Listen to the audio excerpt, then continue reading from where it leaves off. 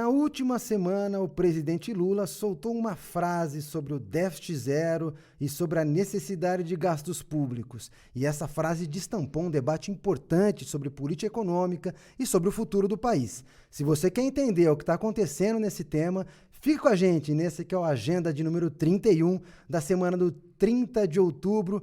Eu, Zeca Ruas, estou mais uma vez com meu amigo Saulo Abuchedid aqui para discutir um tema crucial para a política econômica brasileira, né, Saulão? Fala, Zeca, salve, salve todos e todas que estão nos escutando. Daqui a pouco a gente vai para o Spotify. Tem que colocar, a gente vai, tem que ir. A gente vai para o Spotify. É o assunto da semana, né, ou dos últimos dias. O Lula comentou sobre a possibilidade, né, do governo não cumprir a meta de déficit primário. Né? Então, para quem não é economista, está nos assistindo aqui, o resultado primário é resultado da arrecadação tributária, né, menos os gastos do governo, sem contar os gastos com juros, né, os chamados gastos primários. Então, o resultado primário é o resultado disso. E a meta de déficit zero, uma meta para o ano que vem, é uma meta ambiciosa, já que o governo registrou um déficit considerável, um déficit primário considerável nesse ano, vai registrar essa expectativa do mercado nesse ano de 2023. E o presidente Lula colocou exatamente que o governo não vai sacrificar os gastos sociais e um certo nível de investimento público por conta do cumprimento da meta de déficit zero, déficit primário igual a zero.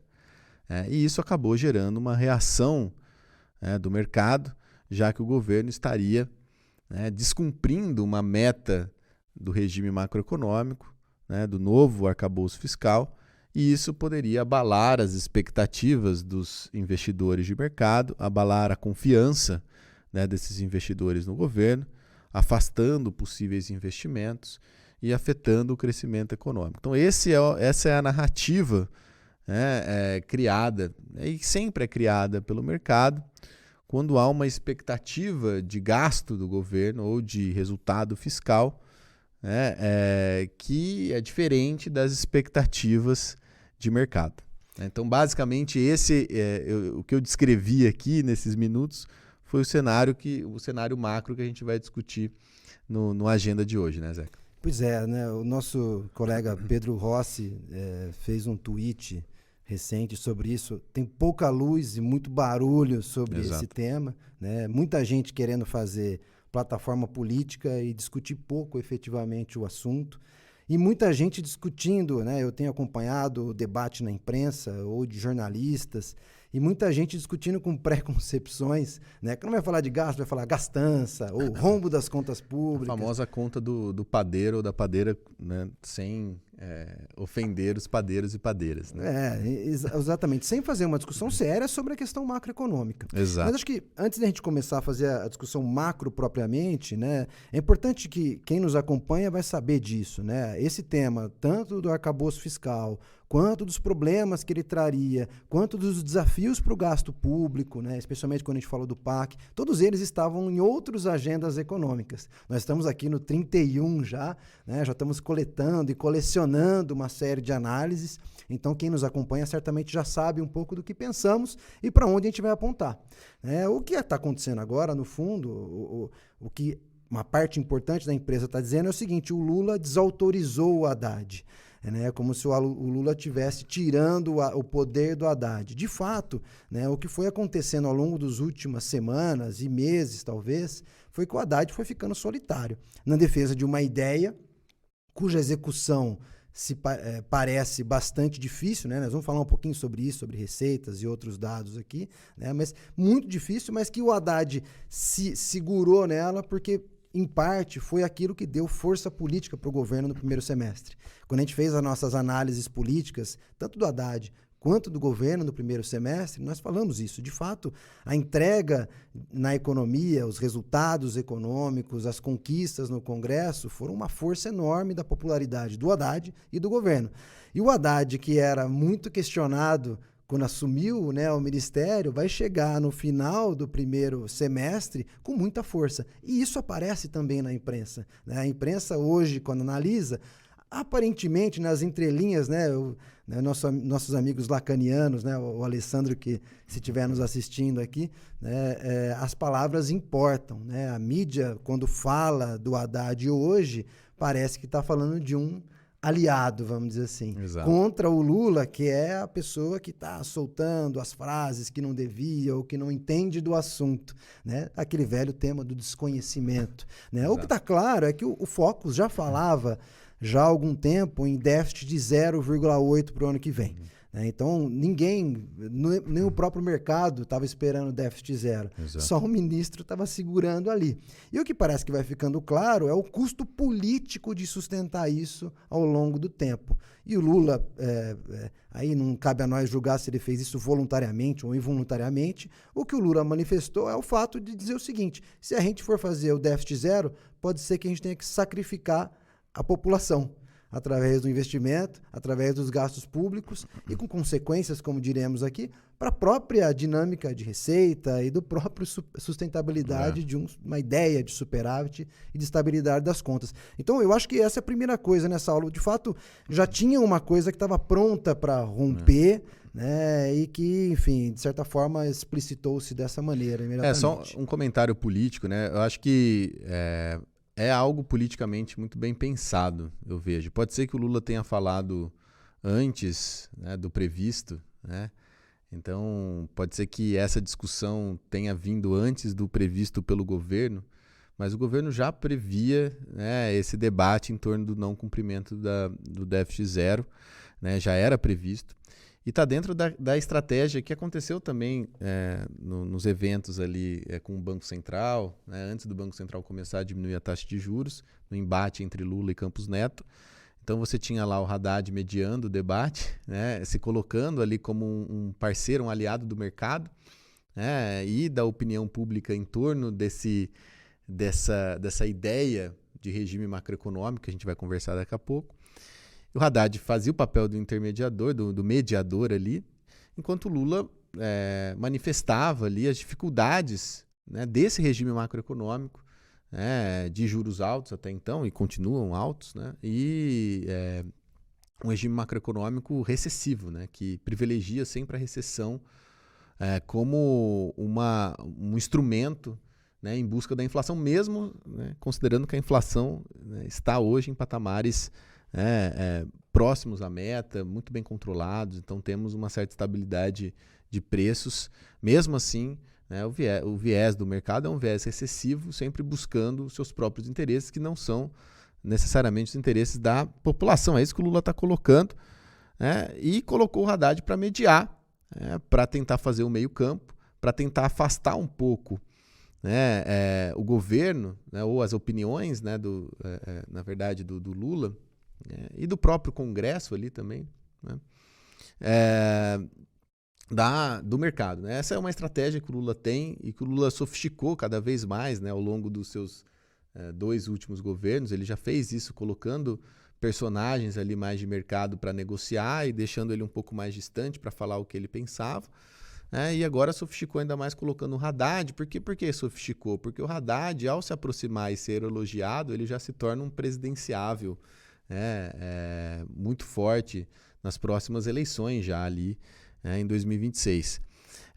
Então, só esse pitaco do ponto de vista político. O timing talvez não tenha sido combinado a priori, mas certamente esse era um debate que viria. Que viria. Você tem toda a razão. Porque o Lula ele tem esse espaço para falar ali, né, olhando mais para o seu programa de governo do que para uma certa comunicação harmoniosa com o mercado. Não é essa preocupação, a primeira preocupação ali do Lula. Deixa eu só colocar uma coisa, que quando a gente olha para a imprensa, tem um outro tema que você sempre diz aqui no programa, né?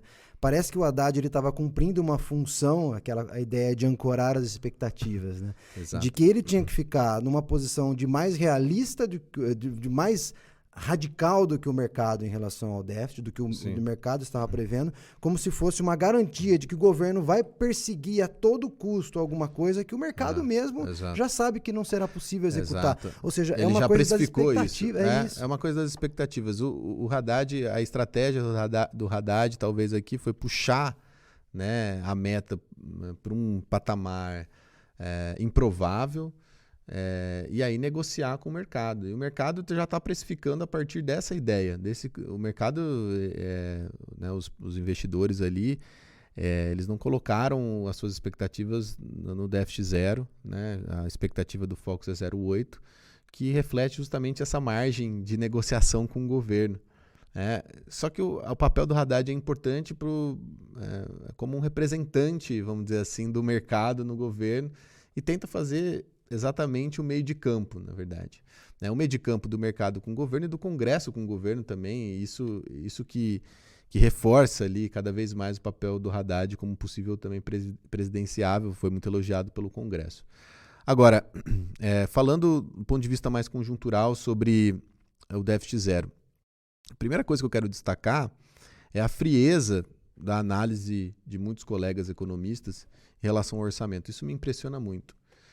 Eu li, né, recentemente um colega falando que, é só cortar 50 bi, tem espaço no orçamento para cortar 50 bi de gastos discricionários, que são aqueles gastos que não são carimbados, que a gente chama, que o governo pode cortar. Né? Mas o que são os gastos discricionários, pensando que boa parte dos gastos hoje do governo são obrigatórios, né, e são carimbados, o governo não tem escolha ali. São gastos com investimentos, e são gastos que vão além, por exemplo, dos pisos mínimos constitucionais de saúde e educação, gastos também ligados à Seguridade Social, assistência social. Então, corte de gasto discricionário implica menos gastos em áreas muito sensíveis, pensando do ponto de vista da política social, e também cortes de investimento. Se a gente for olhar para o investimento, tirando 2021, que foi um ano atípico por conta de 2020, a formação bruta de capital fixo vem sofrendo nos últimos anos no Brasil, justamente por conta da queda do investimento público nos últimos anos. Então, a gente atingiu o fundo do poço do investimento público no ano passado. É sempre bom lembrar. Então, isso que significa a queda de corte discricionário. E quando o colega fala isso e fala que, nenhum sangue será derramado, é de uma frieza, né, do ponto de vista da análise macroeconômica e do setor público, que me impressiona. Hoje em dia, os especialistas em setor público, em economia do setor público, tratam o orçamento, isso que eu gosto de falar, como se fosse uma conta. A conta que a gente pega um pedaço de papel aqui e faz uma conta. Sem olhar para o que está dentro desses números, o que tem dentro do orçamento. Às vezes eu penso que se mostrar um orçamento na frente de um analista fiscal, ele não vai saber lidar com o orçamento, não vai saber nem mexer ali no sistema, né, do governo onde a gente tira a base de dados ali relacionada às diferentes rúbricas ali do orçamento público. Ele não vai saber do que se trata, porque ele só trata dos números fechados, né, como se fosse uma conta, sempre pensando na conta de chegada, sem olhar para as implicações de você cortar 50 bi. Né? Cortar 50 bi, menos gasto, quer dizer menos renda, menos emprego gerado. Se você investe menos, então se você uma obra a menos, não significa que o setor privado vai ocupar aquele espaço.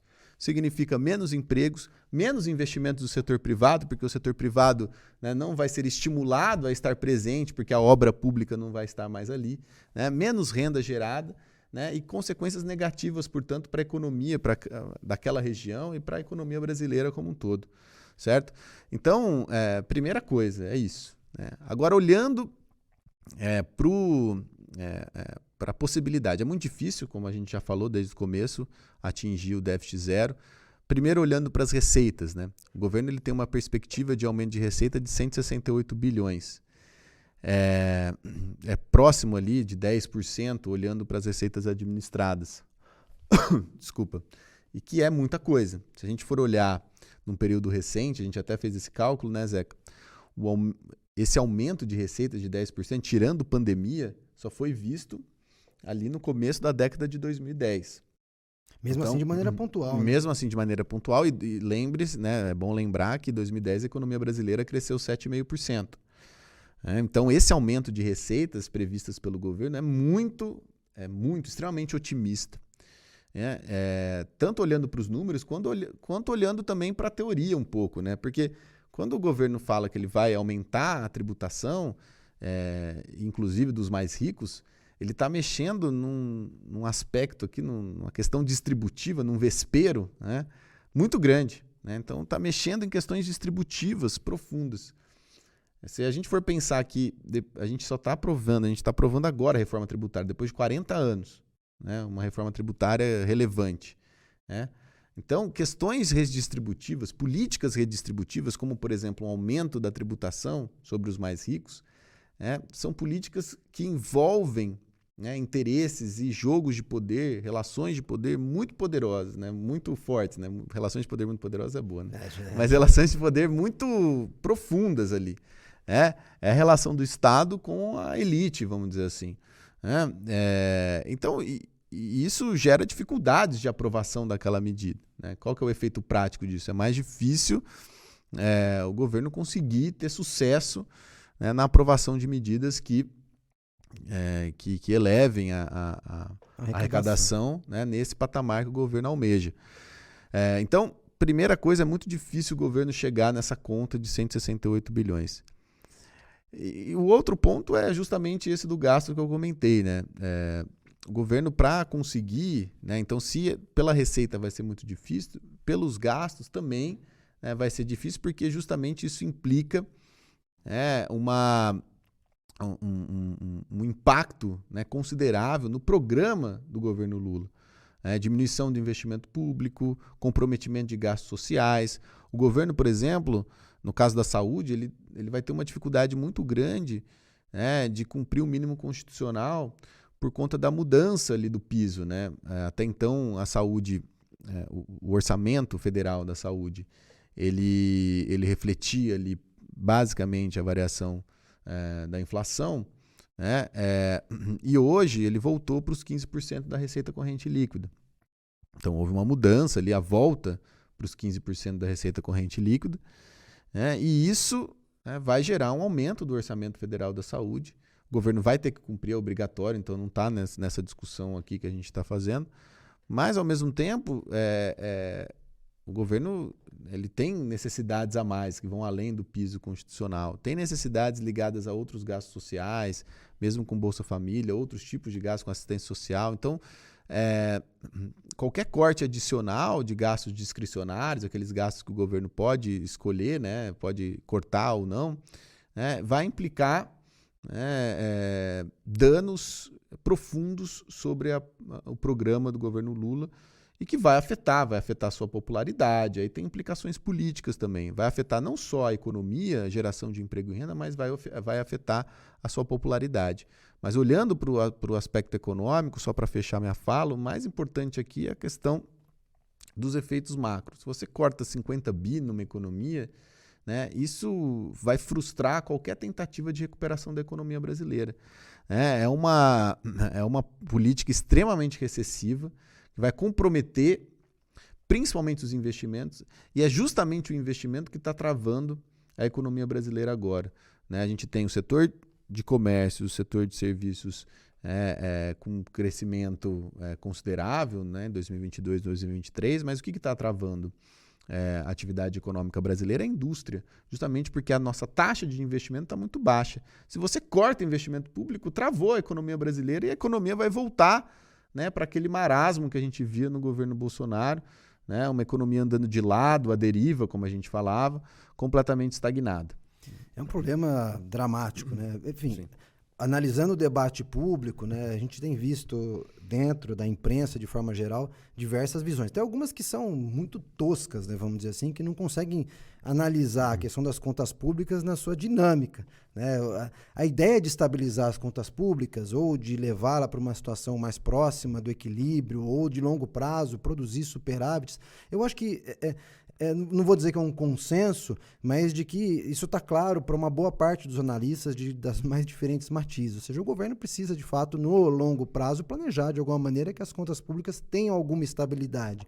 Agora, a forma como você vai atingi-la no curto prazo é que é um impedimento para você ter uma dinâmica econômica para fazer isso de maneira saudável, né? Saudável é uma palavra forte para economista, né? Mas de que você consiga compatibilizar crescimento econômico, distribuição de renda, investimentos e que isso puxa a economia para cima, né, Saulo?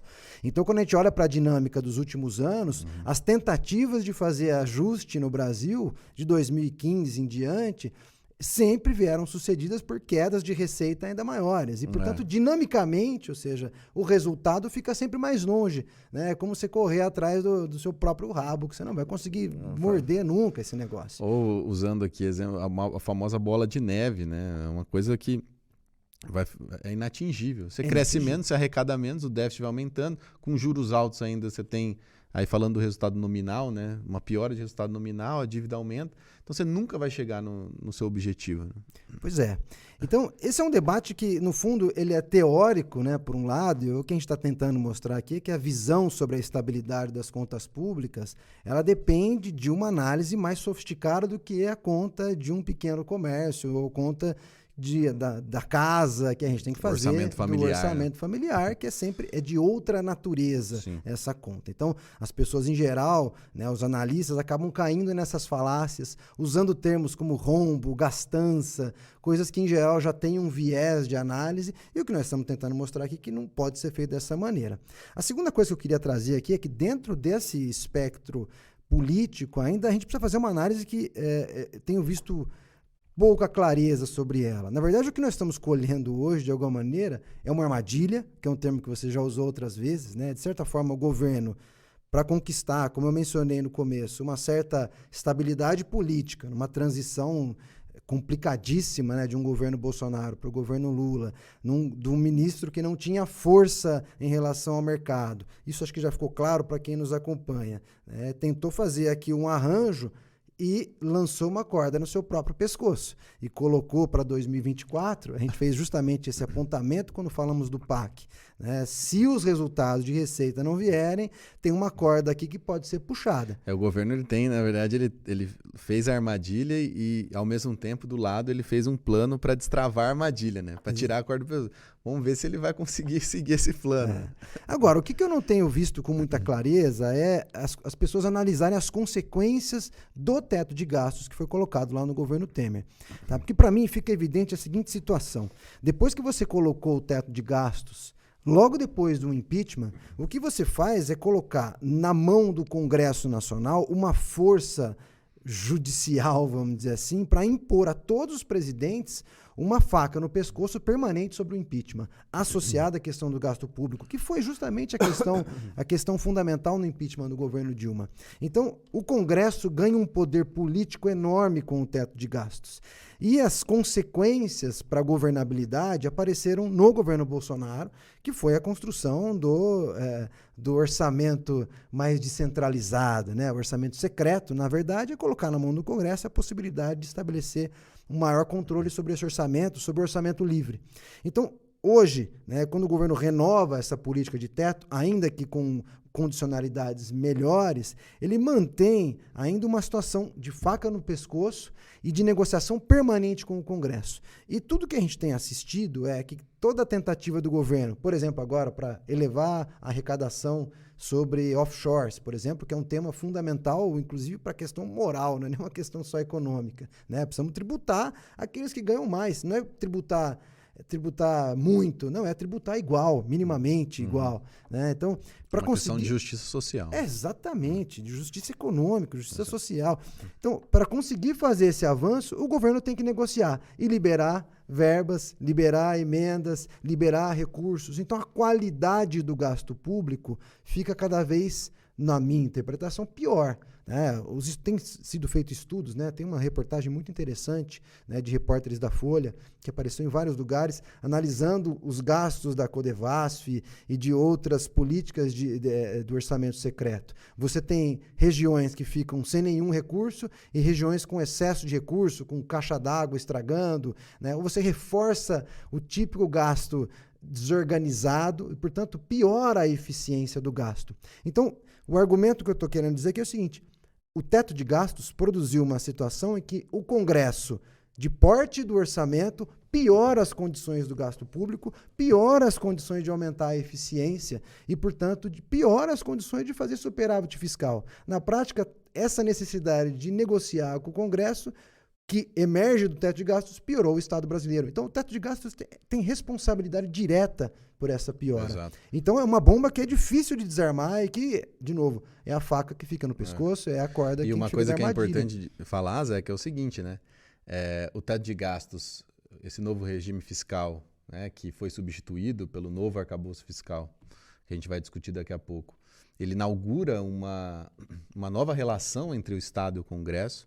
Hoje o orçamento é muito mais do Congresso, né? É do Congresso. Então qualquer coisa que o Executivo tem que aprovar, projetos que estão ligados a um programa de governo, articulado, coordenado, você precisa de algum tipo de liberação de emenda, né, ligado ao orçamento secreto.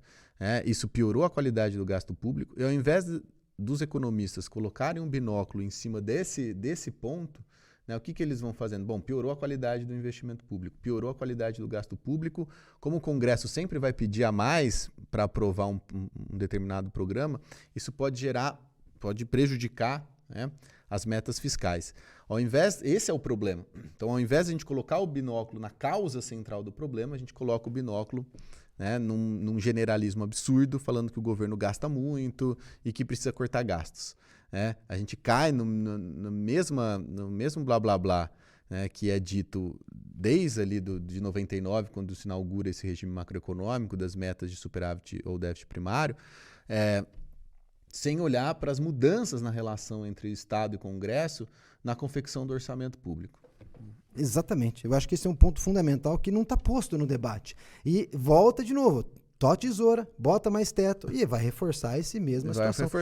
O Congresso, no discurso, é um Congresso conservador, majoritariamente, como sabemos. No discurso ele é contra o gasto, mas na prática ele é a favor. Então, o que a gente vai assistir ao longo dos próximos anos, muito provavelmente, são mecanismos em que o governo vai acabar negociando com o Congresso formas de driblar o próprio novo teto aqui, como já vinha sendo feito desde o governo Bolsonaro. Driblar esse teto, articulando maior flexibilidade para o governo poder fazer a sua política e para o Congresso fazer os seus gastos. E, no fundo, nós não estamos falando de política pública, mas não estamos falando mais de orçamento equilibrado. Né? Fica uma série de peças de ficção na discussão. Para atender interesses diferentes. Então, o Congresso... isso é verdade, né? O Congresso é pró-gasto, principalmente no ano que vem, que é o ano eleitoral. O Congresso vai querer mais gasto ali para suas regiões, os deputados vão querer. Só que são gastos completamente desarticulados, tendo em vista, né, esse discurso paralelo do Congresso a favor do regime fiscal, né, a favor do cumprimento das metas de resultado primário, o Congresso, ao mesmo tempo, vai sacrificar os programas do Executivo, do governo federal, mas, ao mesmo tempo, vai manter a sua gastança nos seus municípios. Aí dá para falar gastança, né? Aí eu falo com todas as letras, uma gastança completamente desenfreada, comprar, né, 200 mil caixas d'água, mais dentadura do que o número de população. Então o Congresso mantém a sua gastança completamente desarticulado com qualquer tipo de programa ou política pública. Para fazer isso, compromete um orçamento minimamente organizado, né, justamente para acenar para o mercado que está comprometido com o resultado primário. E o que o mercado faz? O mercado, obviamente, também olha com certa... né, mas ele vai bater no corte de gastos. Ao invés de olhar para o orçamento com essa visão política e econômica... De gestão pública, necessariamente, ele vai olhar com um manual de economia debaixo do braço. Um manual ruim, contábil, de contas. Né? Então, nós temos um problema que, na minha opinião, deriva de uma crença e que é reforçada pela imprensa, pela mídia, de uma certa estabilidade de gastos que não tem conteúdo. Ela é basicamente uma conta estática que não leva dinâmica e que não percebe as consequências políticas e para a própria gestão pública que ela está causando. Então, portanto, aqui é um debate horrível, né, que foi colocado, foi destampado essa semana de novo e está sendo utilizado como instrumento de pressão sobre o governo novamente, né, Saulo?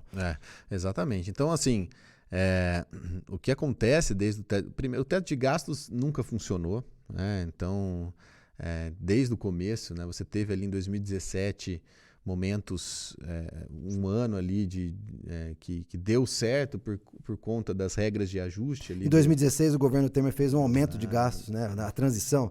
2016. Então, ele herda um teto já com uma gordurinha. Uma gordurinha para queimar. Você tem também a inflação, porque como é corrigido pela inflação, a inflação deu uma gordurinha. Você tem momentos, por exemplo, teve inflação elevada em 2021 ou 2021, né? Uma inflação elevada por conta dos combustíveis, isso dá mais uma gordura para o teto, porque os gastos são corrigidos pela inflação, enfim. Então, o teto de gastos... Mas o governo Bolsonaro furou o teto. Furou o teto várias vezes. Negociou com o Congresso. Negociou com o Congresso. Então, você tem... Com tirando alguns momentos, você tem... Boa parte do período do teto de gastos é um período de furo de teto, né? De desrespeito total ao teto. Ou seja, esse regime não funcionou. É impraticável. E que é um regime que, é sempre bom dizer, defendido pelo mercado como algo efetivo, né? E o que o mercado vai falar? Que o governo ele não foi eficiente para cortar o gasto. Só que todas as vezes que o governo acenou, o Paulo Guedes acenou falando, não, tudo bem, eu vou cumprir o teto. Para cumprir o teto de gastos, ele ia causar o fim do Brasil. Exatamente. O fim do Brasil, porque ele teria que cortar dinheiro, todos os tipos de gastos discricionários possíveis, né? Avançar, como ele estava tentando avançar, nos gastos obrigatórios e carimbados, tentando desvincular o máximo que poderia, tentando fazer vários malabarismos e pedaladas fiscais para conseguir. Não existia Auxílio Brasil, auxílio emergencial. Simplesmente o fim do Brasil sob essa Constituição de 88. Então era acabar com a Constituição, joga fora a Constituição brasileira, começa outra. Era isso que o mercado estava propondo? Sim. Era isso que o mercado. Então, ficou muito claro. Né? Ficou muito claro. Agora, esse governo não vai fazer isso. E a negociação com o Congresso, embora importante, o governo precisa do Congresso, colocou o Haddad justamente dentro dessa concepção, né, do orçamento controlado pelo Congresso, mas o governo ele não vai negociar nos mesmos termos, né, o governo Lula, em comparação ao governo Bolsonaro. É claro que, apesar dos avanços do novo arcabouço fiscal, o novo arcabouço fiscal ele ainda está preso a essa ideia de teto, né? Ao atrelar as despesas a um certo percentual das receitas, ele ainda está atrelado, está enrijecendo o gasto, embora não engessando como o teto de gastos, o antigo regime fiscal engessou, né? Mas ainda assim o governo ele continua com um nível de gasto engessado. De certa forma, foi o que muita gente fala, né, que foi o que o governo conseguiu, né, dentro dessa nova conjuntura, né, da política brasileira, né, nossa nova estrutura das relações políticas brasileiras e das relações entre o Estado e o mercado, né, porque o mercado ele avança algumas casas na sua relação com o Estado. Então, esses regimes fiscais, né, o teto e o novo arcabouço, né, são vitórias do mercado. Então, o mercado conseguiu avançar na definição de um orçamento que seja mais palatável ali às expectativas de mercado. De certa forma, o que o governo vai ter que fazer, né, ele sabe dessa armadilha, ele sabe acredito eu, né, espero, né, ele sabe dos problemas relacionados à necessidade de você aumentar a arrecadação, a pressão que é gerado, né, os problemas relacionados às metas muito audaciosas que ele coloca em relação ao resultado primário, mas o governo, de alguma maneira, coloca isso como uma forma de mediação com o mercado. Ele joga a meta lá para um patamar inatingível para conseguir negociar dentro de um patamar que seja compatível, né, com os interesses do governo em relação à política econômica. O Lula é muito hábil politicamente, né? Ainda a gente pode até, de novo, não sei se ele falou de sopetão ou não, a gente acha que sim, e que antecipou algumas das questões, mas ele antecipou uma coisa que é muito clara para mim, e eu acho que para você também, pelos comentários que você fez ao longo do ano todo, né? De que nesse primeiro semestre foi possível, de alguma maneira, o Haddad conciliar uma aproximação em relação ao mercado, né, como você mencionou, e uma entrega de crescimento do PIB. Mas essa situação talvez não seja duradoura ao longo das próximas rodadas desse ano e do ano que vem.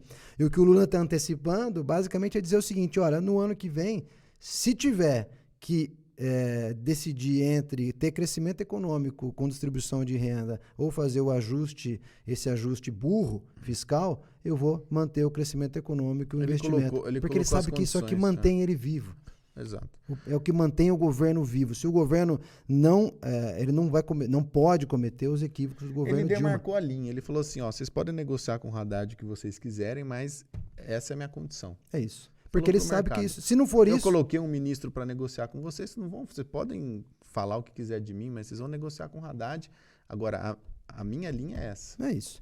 E que fique claro, porque se não for dessa forma, o governo não se sustenta. E qualquer eleição que vier, depois ele vai acabar. Né? Ele vem morto e, no fundo, nós teremos uma outra eleição. Não sabemos como ainda, mas muito complicado ali adiante. Mas, enfim, esse é um tema que voltaremos mais uma vez posteriormente.